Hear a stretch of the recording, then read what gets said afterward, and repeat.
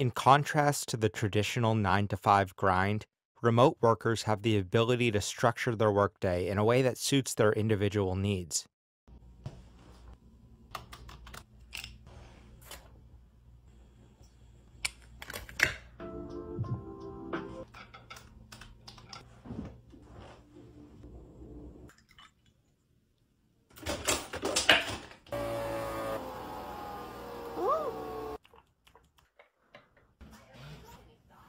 Take like a 5-10 minute break.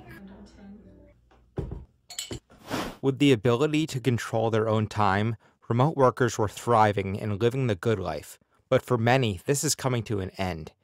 Last week, Amazon announced that not only is working from home being eliminated as an option going into 2025, but even the hybrid option is also being eliminated. For many other big tech companies, the traditional working model is making a comeback. Elon Musk, who has become the world's most influential CEO, thinks the work-from-home model is not fair to those who can't work from home. Look, I'm a big believer that people are more productive when they're in person, and really, man, the whole sort of work-from-home thing. It's like, I think it's. Look, there are some exceptions, but I kind of think that the whole notion of work from home is a bit like the fake Marie Antoinette quote, "Let them eat cake." Mm-hmm.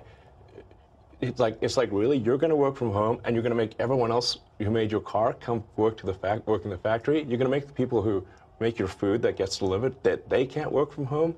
The people that come fix your house, they can't work from home, but you can.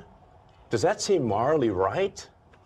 That's messed up. You see it as a moral issue? Yes. I mean, I see it more as just it's a productivity issue, but yeah. It's also a moral issue. Oh, Elon, darling, thank you for enlightening us mere mortals with your profound moral compass.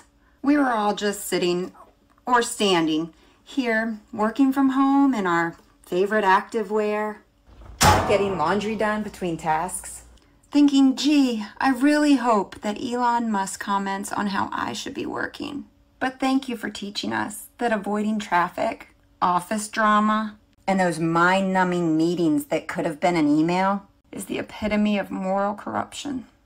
Clearly, our productivity, our work-life balance, and our sanity are casualties of our wicked ways. But who needs morals anyway? Companies like Amazon, Meta, and Google are shifting their work models to emphasize in-person collaboration. On one side, many employees argue that remote work leads to better work-life balance, higher productivity, and the ability to work from anywhere. But many business leaders and executives believe that in-person collaboration leads to better work results and a stronger company culture. Recently, the global investment firm BlackRock mandated a 4-day office workweek. In a memo, executives emphasized the importance of in-person moments for career development, especially during market-moving events. BlackRock operates from its newly leased office space in New York, which spans 1 million square feet across 15 floors. These companies spend big money in maintaining these spaces.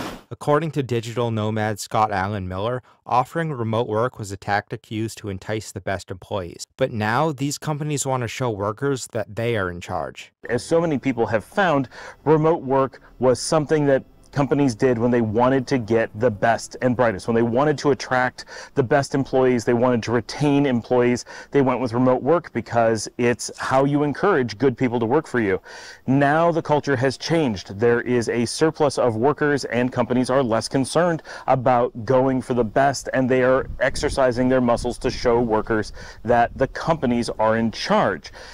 In doing so, they've drawn people back in, even though it costs more and produces less, as is common knowledge. There's no argument made that having people in the office on average is good for any company. So I'm a business consultant. The term we use is politics over profits. These are companies that are announcing they're all about their internal politics. If you're an investor, this is something you should be aware of. Private equity firms especially end up with this problem where a private equity company comes in, puts a bunch of money into a business. That business then already has their money and makes more money from the investors than they do from the customers. And so they switch to playing politics rather than trying to make profits. It is a really common model. And in the US, where people tend to invest blindly, meaning they don't actively manage the businesses that they invest in, politics often become where employees make their money. And so you can see this anytime you hear companies that are not letting people work efficiently and willing to pay to make them less efficient, to make them have to commute, to make them unhappy. Now, as someone who did this, I did hybrid work back in the early 2000s. I commuted 6 hours between New York and Washington, D.C., because I didn't want to live in Washington, D.C., I wanted to live in Ithaca, New York. I used to do that, so I'm aware of that system and why it has its benefits and its huge downsides. That was a great example of a place I never needed to be in the office. My office was so far remote from the people that I was working with, the fact that I was there just cost them more money. And they went out of business, so the two things go together. Companies are also increasing their efforts to track employees' attendance and performance. Nearly half of employees say their employer has added or increased the use of employee tracking software to gather activity data in the past year, and workers say their employers are stricter about enforcing these policies. If you like the video, subscribe to World of Finance TV and turn on notifications. We bring a different approach to finance, and we're trying to grow our community.